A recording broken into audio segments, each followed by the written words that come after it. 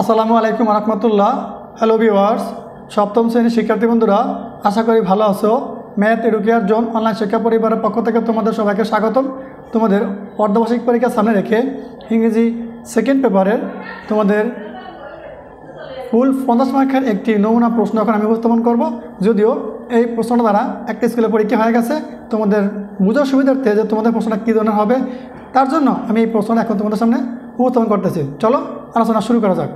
Half yearly examination 2025, class 7 English second paper, 2 ঘন্টা 50 mark, পার্টে grammar 30 mark.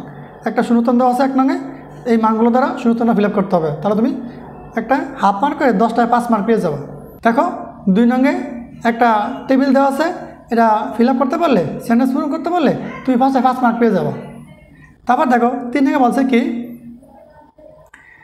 fill in the gaps with right form of verbs in the brackets। এই যে এখানে দেওয়া আছে 5টায় 5 mark পাবা, এই রাইট ফর্ম অফ ভার্ব ব্যবহার করে এই শূন্যস্থান ফিল আপ করার জন্য বলছে। ঠিক আছে, দেখো 4 নঙ্গে বলছে কি, change the following sentence into indirect space. এগুলো গ্রামার ইনডাইরেক্ট স্পেস দেওয়া আছে, এগুলো শর্টটা কারেক্ট করে লিখতে পারলে তুমি এই যে 5টায় 5 মার্ক পেয়ে যাবা। দেখো 5 নঙ্গে বলছে কি, read the following text and change the sentence as described, মানে descriptive, directed। দেখো 5 নঙ্গে বলছে কি, read the following text and change the sentence as directed। এটা পড়ার পর তোমাদেরকে ওই যে প্যাসিভ থেকে নেগেটিভ কি নেগেটিভ থেকে প্যাসিভ, এই গ্রামারের রুল অনুযায়ী চেঞ্জ করার জন্য বলছে, তার জন্য কি 5টায় 5 মার্ক পেয়ে যাবে। দেখো তারপরে 6 নঙ্গে বলছে কি, use appropriate punctuation marks and capital letters where necessary.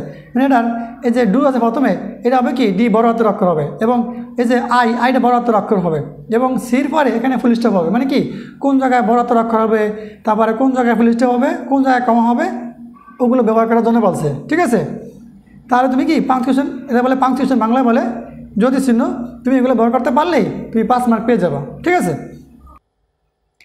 Part B writing marks 20। ঠিক আছে, 7 নং কী বলছে দেখো, an application to headmaster of your school to go on a study tour. মানে শিক্ষা সফরের কথা উল্লেখ করে তোমার প্রধান শিক্ষকের কাছে একটা দরখাস্ত লেখার জন্য বলছে। অথবা N email to your younger brother advising him to be regular in his studies. মানে তোমার ছোটো ভাইয়ের যে রেগুলার যাতে নিয়মিত পড়ালেখা করে তার উপদেশ দিয়ে একটা ইমেইল লেখার জন্য বলছে। ঠিক আছে, 8 নং বলতে কি দেখো, write a composition on discipline in 250 ওয়ার্ডস। মানে কি 250 ওয়ার্ডের ভিতরে তোমাদেরকে বলছে একটা রচনা লেখার জন্য। এই যে কি ডিসিপ্লিন মানে কি সময়ানুবর্তিতার উপরে, যেটা বাংলা বলে সময়ানুবর্তিতা, ইংলিশে বলে ডিসিপ্লিন। ঠিক আছে, এই ছিল তোমাদের ফুল মার্ক 50 মার্কের একটি নমুনা প্রশ্ন। তোমাদের বোঝার সুবিধার্থে আমি এই প্রশ্নটা দিয়ে ভিডিও বানিয়েছি। তোমরা এই প্রশ্ন ফলো করে তোমাদের পরীক্ষা প্রিপারেশন নিতে পারো। তাহলে আজকে আলোচনা তৈরি ছিল, পরবর্তী ভিডিও দেখার আমন্ত্রণ জানিয়ে এখানে বিদায় নিচ্ছি। আল্লাহ হাফেজ।